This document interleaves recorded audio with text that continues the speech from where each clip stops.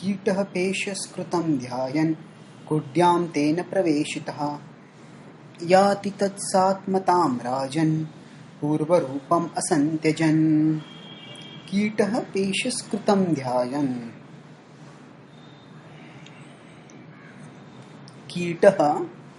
Kita refers to a insect.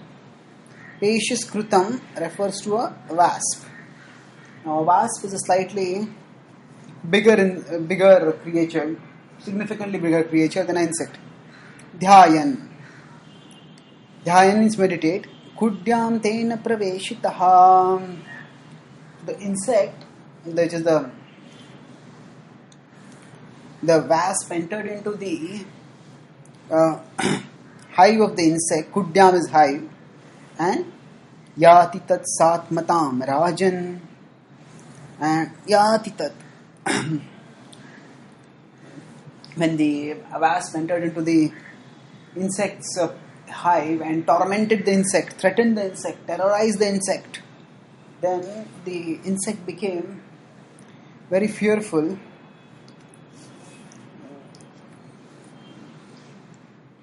What happened? Ati tat satmatam rajan. Tat sa atmatam. Attained that kind of atmatam. Same level of existence, rajan. Purva rupam asantyajan.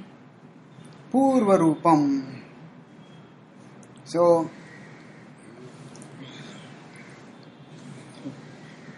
Purva rupam means the formal form, not giving up. Asantyajan. So this is actually an example given for what is commonly known as, or is philosophically known as, Jivan Mukti. So what we think of, that is what we become sooner or later. So if we think too much about certain things, then our consciousness becomes absorbed in this. So this particular anecdote that is being told over here is about a particular creature which is not going to be of any specific use. That is, that this wasp threatens an insect, and the insect is terrorized, keeps thinking of the insect, keeps thinking of its terrorizer. And eventually, as it keeps thinking of its terrorizer, eventually it gets that kind of body. Similarly, if we think about Krishna constantly, then we get liberated from material existence, and we actually attain Krishna's abode. Even if we are physically still in material existence, we get liberated from material existence because we have already attained a higher level of existence. We have already gone out of this body towards the eternal abode of the Lord. So, there is Videha Mukti, where the soul leaves the body and attains the next body, whereas there is Jivan Mukti, where the soul may still be physically in the body over here, but the soul has actually gone to the next body. So, soul has gone to the next body means that the soul's consciousness is practically situated in the same level as where it would have been situated if the soul had got the eternal spiritual body. So the point of recognizing this is that Krishna is attainable even while we are in material existence. In the case of the wasp, it gets the wasp and the insect gets so caught in the thoughts of that other body, of its predator, that it eventually attains the same existence as has been attained by the predator.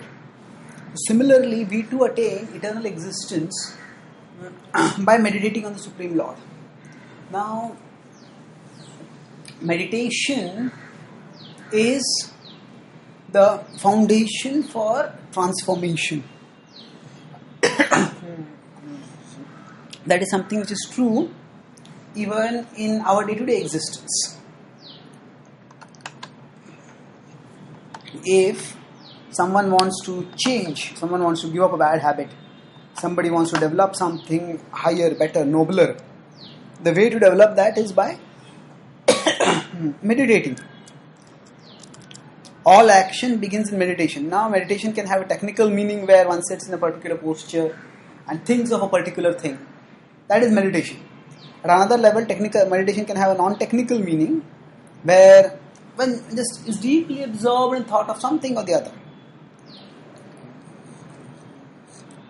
So, from that non-technical perspective, meditation is one of the best. We need to meditate on something before we can actually get out of the world. Without getting out of the world, unless we actually focus on the Lord, unless we aspire to attain the Lord, we cannot attain Him. And when we aspire to attain Him, when our consciousness gets absorbed in Him, then even if we have not yet attained Him, even if we are still at the material level of existence and Krishna is at the spiritual level of existence, still it is for all practical purposes, we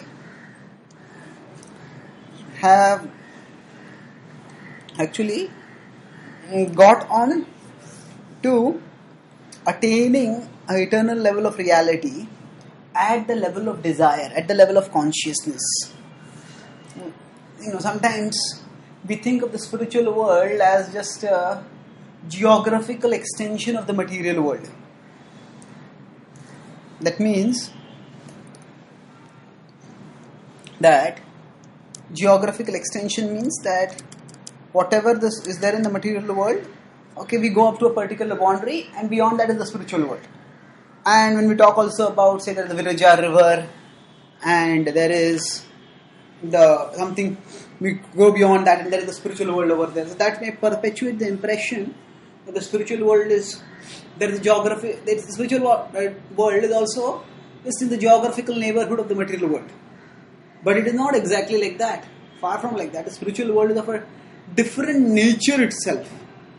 So yes, there is transportation of the soul from the material world to the spiritual world at the time of liberation.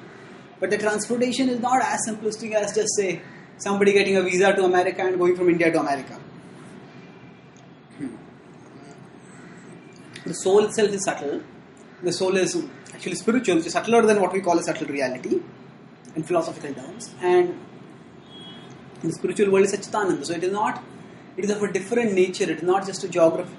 It is not just a matter of geographical transportation. It is a matter of emotional redirection and spiritual perception. Emotional redirection means our desires, our heart, they have to change. Unless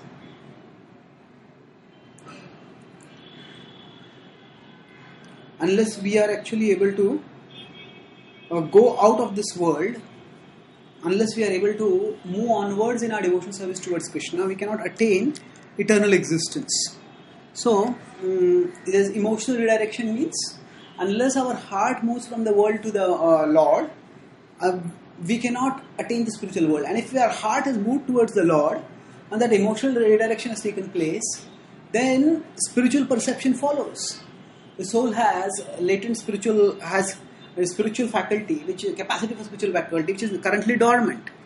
And once the soul has a strong desire to pursue spirit, soul starts pursuing spirit. Just as a person who is caught in watching a movie in a movie theater, when the person breaks out of the spell of the movie and desires to look around, the person has the eyes to look around and see who is sitting next to me, what is the nature of the wall and other things in the theater.